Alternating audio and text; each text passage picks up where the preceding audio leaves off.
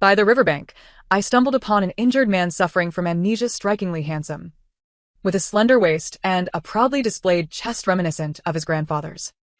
Beloved, seizing the opportunity of his memory loss, I cunningly persuaded him to marry me. As fate would have it, he eventually regained his memories and emerged as the illustrious Prime Minister of the capital. Leveraging my life-saving deed, I ascended to the status of a noble lady. Life necessitates rest, wealth demands expenditure, and should he provoke my ire, I would not hesitate to deliver a sharp slap across his face. One day, having just smacked Rongxian, a flurry of comments flashed before my eyes. This female antagonist is infuriating. She has usurped the heroine's achievements and mistreats the male lead. When will she exit the stage? Initially, it was the heroine who rescued the male lead in the time it took her to seek help. He was whisked away by the antagonist. Striking the male lead out of arrogance will lead to dire consequences when he learns the truth. My hand trembled, and I immediately felt a wave of trepidation. From that day forth, I avoided Rongxian, until one fateful day, he, having consumed a potion, sought me out. Choo-choo. I've taken the medicine this time. You will surely be satisfied. I lay on the bed, gasping for breath, my fingers too weak to lift. Rongxian, you hypocrite.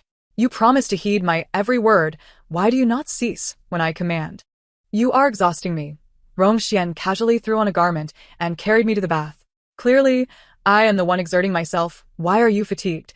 In stark contrast to my near collapse, Rongxian appeared invigorated, akin to an ancient demon that had just fed on vitality. How is this fair? His vibrant demeanor only served to provoke my irritation. I raised my hand to deliver another slap, but alas, my strength had waned. The blow was feeble, yet it still caused his face to turn. He touched the reddened half of his cheek, slowly turning his gaze toward me, eyes filled with an inscrutable depth. Feeling an unsettling knot form in my stomach, I instinctively recoiled, asserting, "You shall not look at me like that. I am your savior." It was I who traversed 5 miles under the scorching sun to carry you from the riverbank to the clinic, all while scrimping and saving to afford your care. My health deteriorated during that time. How could I endure such exertion from you? As I spoke, my voice quivered with emotion. Rongxian let out a soft sigh, his hand finding its way to my waist, gently kneading. Are you feeling any better? I relaxed into his touch, my eyes fluttering closed. His massage skills were commendable. I uttered a few appreciative sounds, just as a new wave of comments flashed before me. This is giving me anxiety. Not only has this female antagonist stolen the heroine's accomplishments, but she also strikes the male lead. If her fate is not suitably tragic, I shall rate this poorly. The heroine is truly unfortunate. After saving the male lead, she turned to seek assistance, only for the antagonist to whisk him away. Now the antagonist relies on her life-saving favor. When the male lead discovers the truth, her demise is inevitable. My body stiffened as I turned to look at Rongxian. The truth was indeed startling. 2. I am a woman of profound thoughts and meticulous concerns, a simple village maiden. I believe that kindness is always to be repaid. It was through my benevolence that I managed to manipulate Rongxian. Taking advantage of his amnesia, I would frequently lament before him, shedding tears over the untimely death of my parents and how my unscrupulous uncle aimed to seize our modest abode and farmland, intending to marry me off to the village chief's dim-witted son. I would express that all our savings had been spent on medicine for his wounds, leaving only this house, my parents' cherished legacy, at risk of being taken away. I long for someone to come and marry into my family. Moved by my tears, Rongxian willingly offered to be that man. Overwhelmed with emotion, I grasped his hand and reassured him, "Fear not. I shall treat you well and would never compel you to do anything against your will." How naive. On the very night of our marriage, I revealed my true intentions. I not only sought to retain the house and land, but I also desired him as my own. I successfully lured him to my bed, yet he appeared somewhat reluctant, often working silently, his face devoid of any joy. Eventually, when Rongxian regained his memory, he became a renowned minister in the capital. I accompanied him back to the capital, where the housekeeper discreetly informed me of his well-known virtue of maintaining his integrity. Once, someone had dared to leap from a second-floor balcony directly in his path, only for him to evade them effortlessly. The jumper vanished without a trace, and thereafter, no one dared to attempt such a stunt again. The comments continued to flow. The male lead has remained chaste for over 20 years, only to be ruined by the female antagonist. Truly unfortunate. The female lead is the real victim. She can only settle for second-hand love from now on. I'm not interested. I'm not unclean. Rest assured, this female antagonist will meet a gruesome end, skinned and boiled down for lamp oil. How tragic indeed. A shiver ran down my spine. This was not merely tragic, it was utterly devastating. Rongxian sensed my unease and furrowed his brow, asking, "Is the pressure too much?" I immediately withdrew from his massaging hands, climbed out of the tub, and hastily donned my clothes. "What's wrong with you, Chun-He?" he inquired. Confusion etched upon his features. My voice trembled as I replied, "That was all a misunderstanding. When I first found you lying alone by the river, I brought you home. But it was someone else who pulled you from the water. However, I believe my efforts, though lacking in merit, still count for something, don't they?" I knew it. Rongxian lowered his gaze. "It was during the sweltering summer heat that you carried me for 5 miles, drenched in sweat, and later brought forth all our savings to treat my injuries. Without you, I would have perished by the riverside. For this lifetime, I shall repay you as best as I can. You have told me this time and again, and I have never dared to forget." He stepped closer, taking my hand and placing it upon his chest. Leaning down, he whispered in my ear, "You saved my life. You may do as you wish with me." The warm breath against my ear sent a tingling sensation through me, and I instinctively tightened my grip, causing Rongxian to let out a soft sigh, his gaze growing more profound. Amidst the numerous question marks swirling in my mind were a few scattered comments. Isn't the male lead supposed to be a cold and unattainable figure? Who is this seductive fox? The female antagonist truly has her ways. She has transformed the male lead. Perhaps she should start a tutorial to profit from this. You up there, are you still thinking about making money? Once the male lead discovers the truth, she is doomed. Do you wish to end up as lamp oil too? Rongxian continued to breathe softly in my ear, guiding my hand in circles over his chest, before slowly trailing it downward. "Chun, he called out to me, his eyes shimmering with unshed tears. Around his neck hung a cheap jade pendant, inscribed with my name, which I had purchased for 10 coins during a visit to town. I had placed it around Rongxian's neck, declaring, 'From this day forth, you are mine.' That very night, he truly called out to me. Had it been in the past, I would have pounced on him without a second thought, consumed by desire. But now, I firmly pushed him away. 3. I adjusted my clothing and took several steps back. I merely rescued you from the river. The one who truly saved your life is someone else. Your gratitude has been more than sufficient. There is no need for such actions." Rongxian's expression changed dramatically at my words. "Why? Are you satisfied now?" What nonsense he was thinking. I hastily retorted, "Do not speak such foolishness. You have always been the noble and dignified Minister Rong in my eyes." A snow lotus atop a distant peak. Rongxian's face darkened further. After a moment of silence, he said, "I apologize. I have not been good enough. Always considering my status as a minister, imposing too much distance. From now on, I shall learn how to serve you better." Where was his understanding leading him? For the first time, I regretted instilling in Rongxian the notion of gratitude. How had he changed so? When he eventually learns the truth and realizes that I, his so-called savior, was a fraud, he will surely turn me into lamp oil. For I am a simple village maiden, barely able to read, with a limited vocabulary and an inability to express myself beautifully. I resolved to demonstrate my intentions through action and turned to leave. Yet, after only a few steps, I suddenly felt a force pulling me back. I then realized that I had grasped the jade pendant around Rongxian's neck. The tugging had left the skin on his neck slightly reddened. His gaze was filled with turmoil and a hint of humiliation. What was this expression? The air fell silent for a moment, and then Rongxian seemed to reach a decision. He slowly knelt before me, crawling a few steps closer, and embraced my legs. Raising his tear-filled eyes to me, he pleaded, "Mistress, I shall obey you from now on. Please do not abandon me." The comments exploded in chaos. Am I in the right channel? Are they really playing this? This girl is living so well. Let me swap places and act for a couple of episodes. Where are the morals? Where are the boundaries? Where is the tutorial? I would willingly take the tutorial, even if it means being shattered to pieces. I was utterly astounded by Rongxian's actions, my spirit soaring and yet struggling to comprehend. I hurriedly attempted to remove the pendant from his neck, repeatedly apologizing. I'm sorry. I pulled him up from the ground and cast the pendant into a corner before fleeing. I ran so swiftly that I failed to notice the despondent and wounded expression in Rongxian's eyes. 5.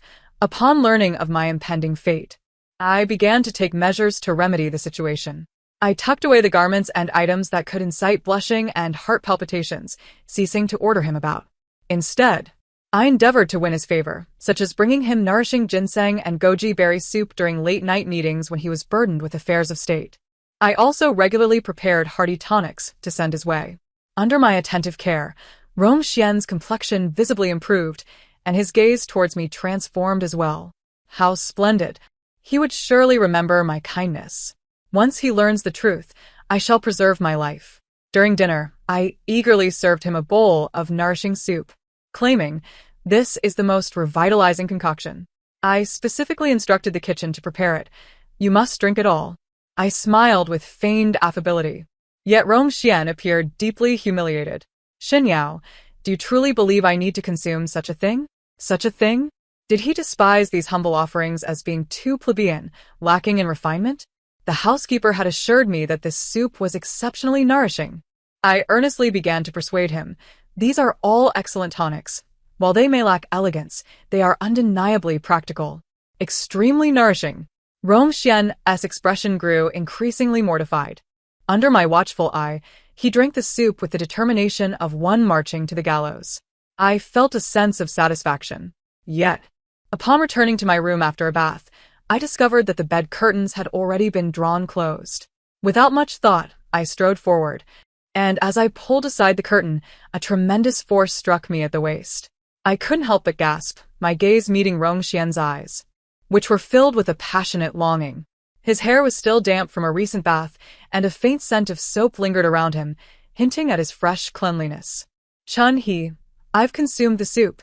It's time to test its effects," Rongxian said, his voice husky as he swallowed hard. The thin garment he wore slipped down, revealing a sculpted chest, strong and fluid in its form. Heaven knows how immensely tempting this sight was for me. I swallowed hard, striving to avert my gaze and refrain from touching him inappropriately as I extended my hand to help him adjust his clothing. In a low voice, I stated, "I apologize. I cannot harm a man.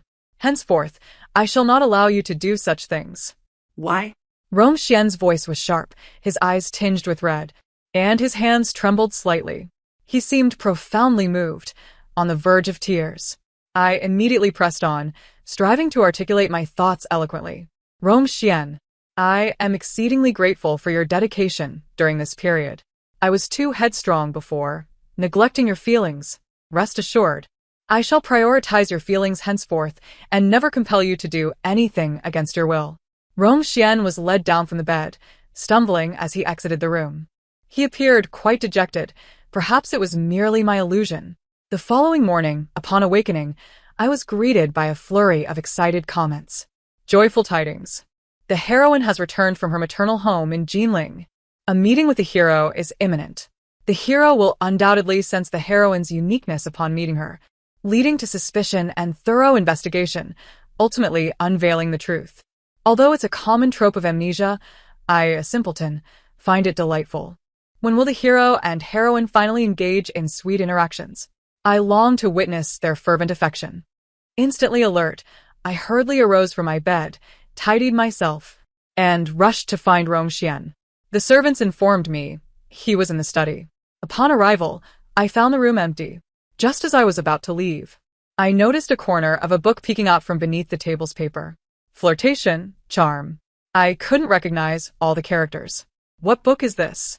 Upon opening it, my face flushed with embarrassment. Unable to decipher the words, could I not comprehend the illustrations? Just as my thoughts wandered, the door swung open unexpectedly. Rongxian stood at the threshold with the steward. Upon seeing the book in my hands, his expression shifted dramatically. "Leave us," he commanded, addressing the steward. Once the steward departed, he promptly closed the door, striding forward to snatch the book from my grasp, placing it beneath his own political treatise. "Tomorrow, Lord Su is hosting a banquet. Will you attend?" Rongxian's demeanor remained placid and serious, though the flush of his ears belied his composed expression. "Yes, of course," I replied. Lord Su's family is the heroine's household, and this banquet would likely serve as the catalyst for the encounter between the hero and heroine. It was an opportunity not to be missed. The daughter of the Su family had been raised in her maternal home in Jinling and had only recently returned. This banquet was her welcome feast, aimed at introducing her to the elite circles of the capital. Upon my arrival at the venue, I spotted a lady in splendid attire conversing animatedly with a young maiden, likely the heroine Su Yu and her mother, Madame Su. Rong Xian's gaze was fixed upon the crowd surrounding Su Yu, his brow furrowed, as if deep in contemplation. The hero recognizes the heroine's voice. Though he was unconscious and unable to see her, he retains the memory of her voice. Even merely hearing your voice would make my heart flutter countless times. Today is a day bursting with sweetness. Will the narrative take a turn from sweetness to bitterness? The hero may repay his debts to the supporting character, leading to potential heartache ahead. Madame Su approached us with Su Yu. A welcome feast for the young lady. We appreciate the honor of your presence, sir. At Madame Su's prompting, Su Yu performed a courteous bow toward Rong Xian, her movements impeccably graceful. Yet, Rong Xian seemed lost in a trance, failing to respond even as she concluded her greeting. Was he truly so entranced? How mundane, I thought. I felt a flicker of irritation and tugged at his sleeve. Only then did he come to his senses, smiling as he replied, Madame Su, you are too kind. The men and women were seated separately.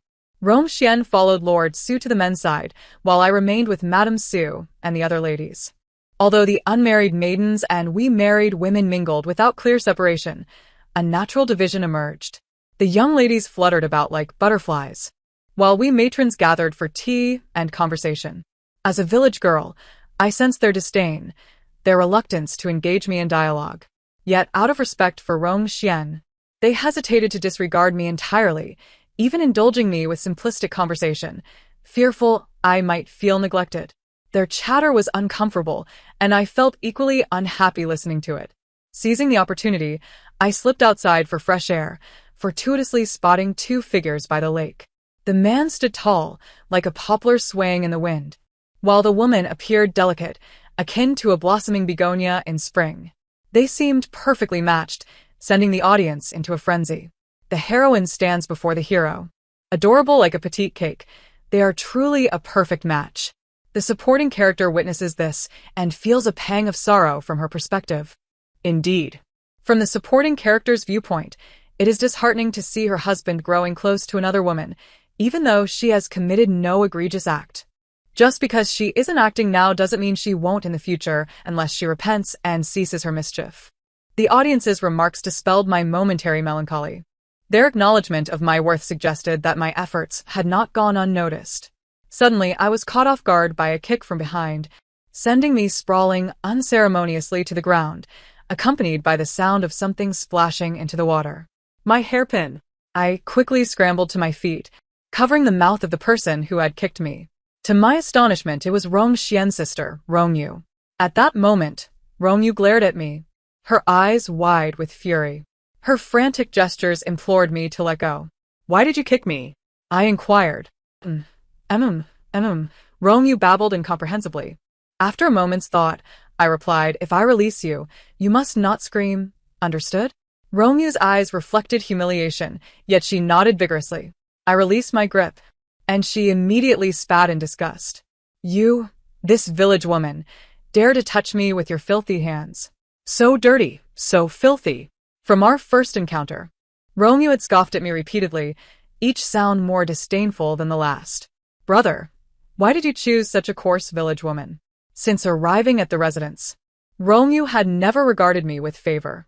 A wicked thought crossed my mind. Oh, dear. I just came from the restroom and haven't had a chance to wash my hands. Rong Yu froze, as if she might shatter. You, she stammered, her finger trembling as she pointed at me, her words jumbled. Taking a deep breath, she seethed, You are done for. You caused my coral hairpin to fall into the lake. That hairpin could buy you I want. Just how much was that long-named hairpin worth? Rong Yu replied haughtily, 1,000 taels of silver. Wow, I am worth so much money, I exclaimed, recalling that Aunt Wang from the village sold her 2 children into servitude for merely 20 taels. I was valued at 1,000 taels, I must be extraordinary. Is that the main point? Seeing the stars in my eyes, Rongyu was infuriated. The main point is you dropped my hairpin into the lake. And you must retrieve it. I covered her mouth again. I can help you find it, but you must be quiet. The first official meeting of the hero and heroine must not be disturbed. You are not allowed to scream. Once I released her, I carefully removed my own ornaments and laid them aside. Although they were not as precious as Rongyu's hairpin, any one of them could sustain me for a year. I could not afford any losses. Then I plunged into the lake. From a young age, I would wade into rivers to catch fish, shrimp, and snails, exhibiting an exceptional affinity for water. The visibility in the lake was remarkably low, making it quite a challenge to locate the hairpin. I found myself swimming deeper and farther, oblivious to the lake's depths, while on the shore, Rongyu had traversed the emotional spectrum from anticipation to concern, ultimately collapsing into despair. She gazed blankly at the placid surface of the lake and could no longer contain her anguish. Brother, sister-in-law has drowned. Rongxian, upon hearing her cries, hurried over and was the first to notice the hairpin on the ground, along with the stunned Rongyu. Where's your sister-in-law? He inquired. Trembling, Rongyu pointed towards the lake. Without a moment's hesitation, Rongxian shed his outer garment and leapt into the water. Meanwhile, clutching the hairpin, I had just surfaced when I noticed a dark figure looming above. What? I was thrust back into the lake by Rongxian. My grip faltered, and the hard-fought hairpin slipped back into the depths. Gurgling sounds escaped my lips as Rongxian grasped my chin, forcing air into my lungs, stifling all the curses I had intended to unleash. I wanted to retrieve the hairpin, but he resolutely dragged me back to the surface. This is all your fault. I had found that hairpin, and now it's lost again. What wretched hairpin could possibly be worth risking your life for? Rongyu, who had initially worn a look of joy, now hung her head in deep disappointment. Rongxian glanced at her, his brow furrowing. Go to the ancestral hall and accept your punishment. We will discuss the rest later. He wrapped his outer robe around me and lifted me effortlessly into his arms. I couldn't help but think of that precious thousand-tail hairpin. The hairpin, I murmured. His expression darkened. I will have someone skilled in swimming retrieve it. This assurance put my mind at ease. Suiware approached us, and I struggled to be set down by Rongxian, aware that being seen in such proximity by the female lead would complicate matters. Yet his grip was firm, as if he intended to meld me into his very being. My attempts to break free were in vain, and Suiware was already upon us. Your Excellency, I have arranged for clean garments. Please, may I escort you both to the guest chamber to change? She offered. No need for trouble. The carriage from the residence is waiting outside. We shall depart at once. As we brushed past, I noticed Suiware's gaze cast downwards, appearing rather dejected. Such cunning strategy. Intentionally creating a scene that not only elicited the male lead's sympathy, but also disrupted the female lead's gathering. A twofold triumph. I had foolishly pitted her moments ago. How blind I was. What was that phrase? A fruitless endeavor. The carriage awaited just outside Su's residence, yet the estate was vast. We still had some distance to cover, amidst a throng of guests. I buried my head against Rongxian's chest, reluctant to show my face. Finally reaching the carriage, I hastily attempted to extricate myself from his embrace and bumped my head painfully. Ouch! That hurt. Let me see, he said, leaning in. I instinctively shrank away. It's nothing serious. Why are you getting so close? I retorted. He inspected my forehead and sighed in relief. But his demeanor quickly shifted as he retrieved a spare set of clothes from the carriage and tossed them to me.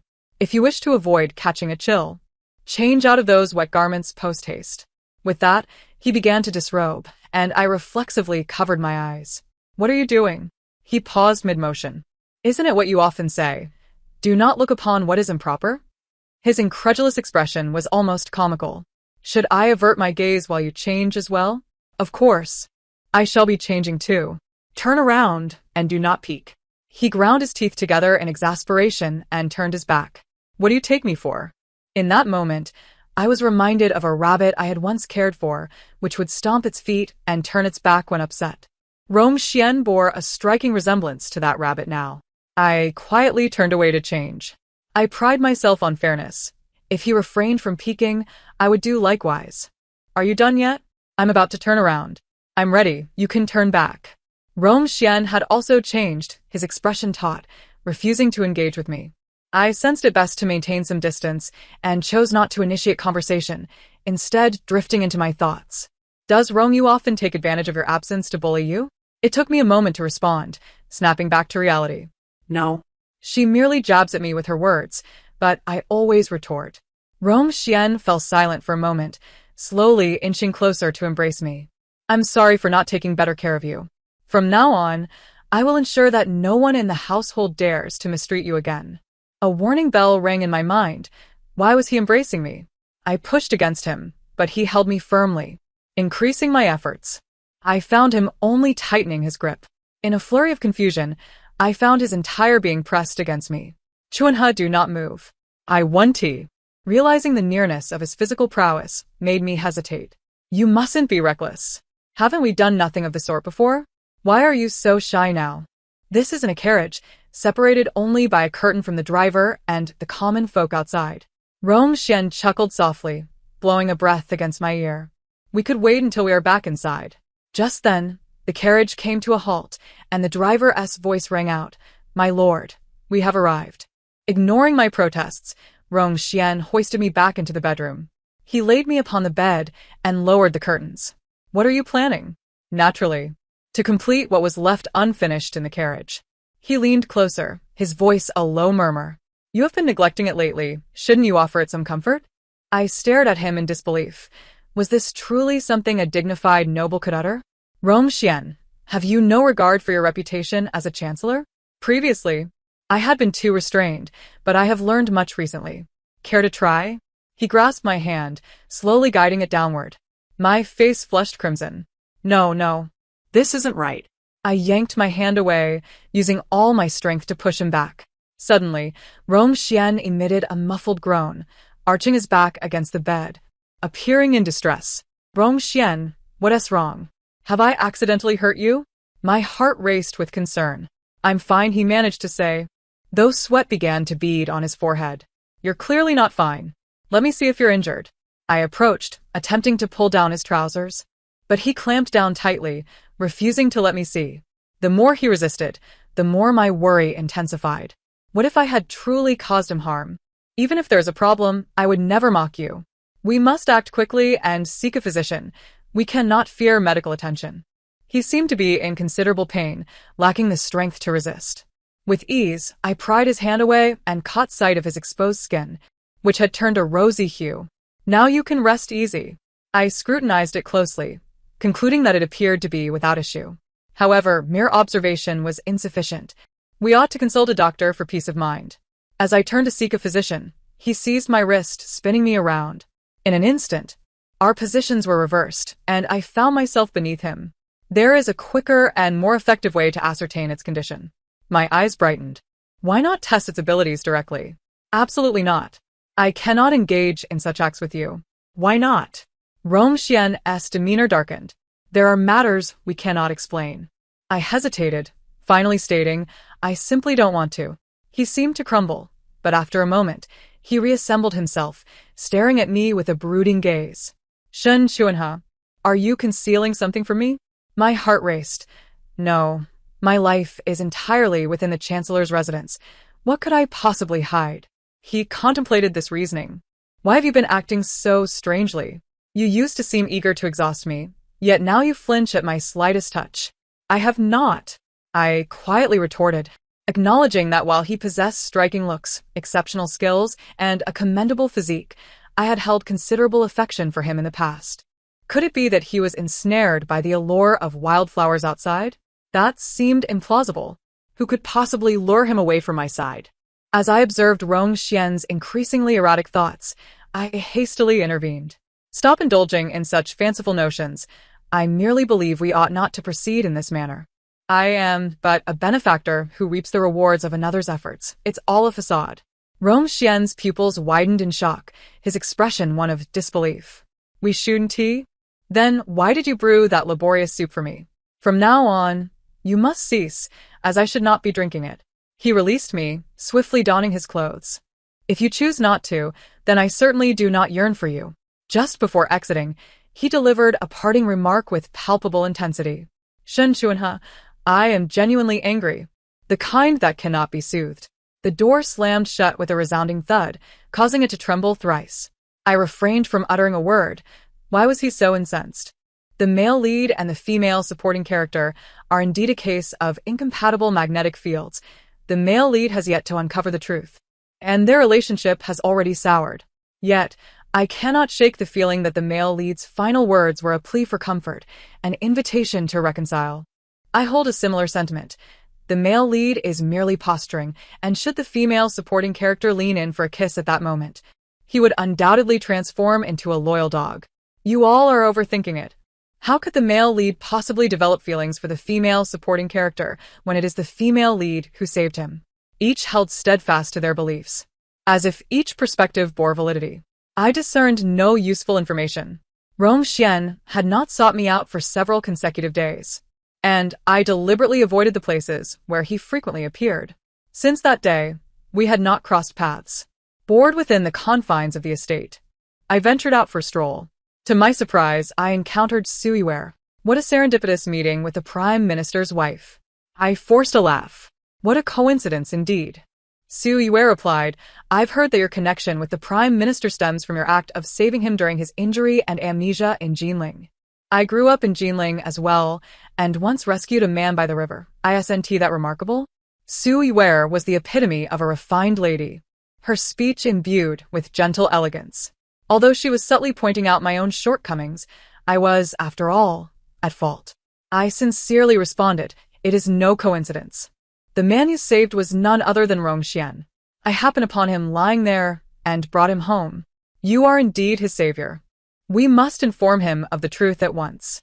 Is this no longer a performance? Is it to be revealed so readily?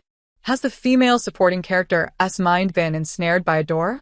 Shouldn't she be safeguarding her own riches and glory by keeping the secret closely guarded? This is the most significant misunderstanding in the narrative, set to unravel only near the conclusion. If it is revealed now, what remains of the ensuing turmoil and romance? The comments were filled with surprise, and Suiware was equally astonished. Why did you disclose the truth? Naturally, it is to remedy the situation as best as I can. I sighed. In the past, I took advantage of the life-saving grace I had rendered to Rongxian and acted quite inappropriately. However, one cannot hide the truth forever. Rather than waiting for him to discover it himself, I would rather confess proactively. Are you afraid he would retaliate upon discovering the truth? Suiware immediately perceived the subtext in my words. I nodded vigorously. The female lead is indeed astute, she assured me. You must clarify matters with Rongxian. I can vouch for you before him and assist in your departure. How could I possibly refuse such an offer? Upon returning to the Prime Minister's residence, I promptly packed a small bundle. The issue was I had not seen Rongxian recently. Thus, I rose early and stationed myself along his usual route to court. Upon spotting him approach, I sprang forth from my hiding place to confront him. Rongxian, seeing me, arched his lips into a slight smile and scoffed. What brings you to seek me, my lord? I have come to apologize. His smile broadened. Then I, as a magnanimous gentleman, forgive you. It seemed he had spoken too soon. What? I extended the apology letter I had arranged with Suiware, which detailed the circumstances surrounding my saving him, culminating in my earnest apology. This is your letter of apology. What need is there for an apology letter? I was not truly angry. I only wished to startle you. As he reached for the letter, I hastily stopped him. Best to wait until after court to read it. By then, I should have already fled under Suiware's guidance. I sense you are somewhat anxious. What is written in this letter? Oh, merely my regrets toward you. Then why not allow me to see it? I merely feared you would be late for court. At that moment, a servant interjected, My lord, we shall truly be late if we do not set off. Rongxian glanced at the envelope and leaned closer to whisper, If this contains anything that displeases me, you shall witness how I deal with you upon my return. The weight of his words reverberated with an unmistakable threat. Did he take me for a fool? He had declared his intent to reprimand me, yet expected me to remain patiently at home awaiting his return. I had initially hoped to apologize to him in person when he confronted me, but it seemed prudent to flee now. A shiver ran down my spine. I needed to escape promptly. Suiware kept her promise, arranging for a black canopy boat to await me at the riverbank. This vessel will take you to your desired destination. Here are some silver coins to sustain you for a while. I received the small pouch from her hand, nearly moved to tears. Though I had pilfered considerable wealth from the Prime Minister's estate, sufficient for my future expenses, her kindness was truly exceptional. Thank you. I boarded the boat and waved my handkerchief at her. She reciprocated with a thank you of her own. The Su family had recently encountered some troubles requiring the Prime Minister's assistance, and I was in dire need of his gratitude. As the boatman propelled the vessel away, Suiware appeared to diminish in size before my eyes. Suju sai. Unklali. I have disrupted the bond between the Prime Minister and his wife for my own selfish interests. Is that not exceedingly self-serving? Uncle Lee replied, Miss, there is no need for guilt. She is merely a village girl soon to fade into obscurity, insignificant compared to the Su family. What do you mean by that? Suju Edgalim. The steward smiled confidently. Did you not say you wished for her to never see the Prime Minister again? What could be more foolproof than a separation by life and death? That boatman is a hired assassin I procured. He will not fail. I instructed you to escort her away, not to take her life. Hurry and stop. Uncle Lee's face reflected his dilemma. She has already departed. It is too late. Suiware was in a frenzy. I stood at the bow of the boat, watching a small black on the shore move back and forth, bouncing up and down. What was Suiware doing? Was she waving goodbye to me? Even at such a distance, she continued to bid me farewell. How very warm-hearted. Though it was inconvenient for me to jump around on the boat, I waved vigorously, irrespective of whether she could see me. Unbeknownst to me, the boat came to a halt, and the boatman, who should have been at the rear, approached me from behind and brandished a dagger. I spent a year in the village, leading a life of leisure and comfort. I had even taken up a rather elegant hobby, fishing. Previously, I had heard Rong Xian speak of the great scholars and dignitaries who delighted in the art of angling. Now, I could consider myself akin to those illustrious figures. Carrying my fishing rod and basket, I strolled toward the riverbank, contemplating what I might catch for dinner. Perhaps fish if fortune favored me, or if not, a roasted chicken would suffice. Upon reaching the river, I cast my line.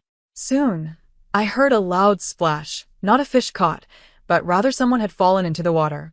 Without hesitation, I leaped in to rescue them, and as I pulled the person up, I was taken aback. Good heavens, it was Rong Xian, lying unconscious by the river. I could scarcely discern which year it was today. A year had passed, and he appeared thinner and more haggard, yet still undeniably handsome. But what was he doing here? Was he perhaps seeking revenge on me? Should I leave him here to seek help elsewhere? Just as I hesitated, Rong Xian stirred and awoke. I was startled, and he was elated. It was you who saved me. You are my savior. Such a debt of gratitude is beyond repayment. I am willing to offer myself in return. I have once again brought Rong Xian back home, for he has suffered another bout of amnesia. He knows nothing, save for the desire to repay his debt. How should I express this? It is somewhat disheartening. During the day, he tidies up the household chores, and at night, he saunters before me bare-chested. I find myself somewhat tempted by him, yet he is no longer my husband. I must not lay a hand upon him. Thus, a few days passed. Rong Xian could no longer contain his curiosity. Why do you still refuse to let me repay you? This time, the amnesiac Rong Xian has become rather reckless. To save you was merely a small effort. Performing some chores should suffice as recompense. His face darkened. Have my efforts over these past days sufficiently offset my debt of gratitude? I assumed he was preparing to leave and nodded. That will suffice. You may depart whenever you wish. A flush crept over Rong Xian's face. I shall leave at first light tomorrow, he declared, turning away in a huff. I observed his irritated silhouette and reminded him, that is acceptable, but do remember to wash the dishes tonight. That night, after bathing and preparing for sleep, I was taken aback to find a searing body beside me. Chun-Hee, I seem to have ingested something amiss. I feel feverish and uncomfortable. Will you assist me? What a situation this is. The familiar barrage of comments reappeared. Now I believe the male lead has truly fallen for the female supporting character. He has been frantic for a year, and upon sensing her desire to abandon him, he feigned amnesia. The thoughtful male lead is administering his own remedy. Will the female supporting character remain indifferent? The male lead muses. Why hasn't my wife consumed me yet? Is my appearance no longer appealing enough? Perhaps I should enhance my lure. If that is the case, I shall not hold back. A night of indulgence ensued. The following morning, upon waking, Rong Xian began demanding explanations. You must take responsibility for your actions. This charlatan dares to employ such tactics to bind me to him. No, you asked for my help. I merely requested a few buckets of cold water, not this. I feigned exasperation. I am a gentleman of good standing. How can I ever marry if you continue this way? I surveyed him with a mischievous grin. This is not your first dalliance. Have you not been married before? What pretense is this, Rong Xian? My tone was deliberately teasing. Rong Xian's face turned crimson. You know about that. Indeed, I nodded. He suddenly lunged into my embrace, lamenting. Did you leave a letter and vanish? Do you know how I have endured this past year? Not to mention that you saved me as well. Even without that, a simple clarification would suffice. Repayment does not solely lie in offering oneself. In your eyes, have our many cherished moments together not instilled sufficient trust? Perhaps I have failed to provide you with enough reassurance. I shall strive to improve. He managed to soothe himself with these words. I had yet to formulate a response. Come back with me. With our feelings laid bare, I returned to the capital with Rong Xian. Sui Wei arrived in tears to greet me. Thank goodness you are unharmed. If anything had happened to you, my conscience would forever be burdened. I comforted her. Do not weep. I am perfectly well. By the way, why do you appear so haggard? Sui Wei, once a vibrant begonia, now seemed somewhat wilted. With gritted teeth, she replied, I have been at Putua Temple praying for the nation, so life has naturally been austere. Rong Xian encircled me from behind. Miss Su, if there is nothing else, Chun He and I shall take our leave. He escorted me back to the Xiang residence. Your benevolence can be seen in Miss Su's prayers at the temple. Madam, let us not concern ourselves with others for now. Do you recall what I mentioned a year ago? If anything in this letter displeases me, I shall have to address it. As he spoke, he began to unfasten his belt. It is broad daylight. What do you intend to do? Chun He, what do you think? Do not approach me. It is too late. The belt slipped from his grasp to encircle my wrist. The rest, I shall refrain from detailing. The end of the text. Thank you for listening. If you enjoyed this, please remember to like and subscribe. Until we meet again in the next story.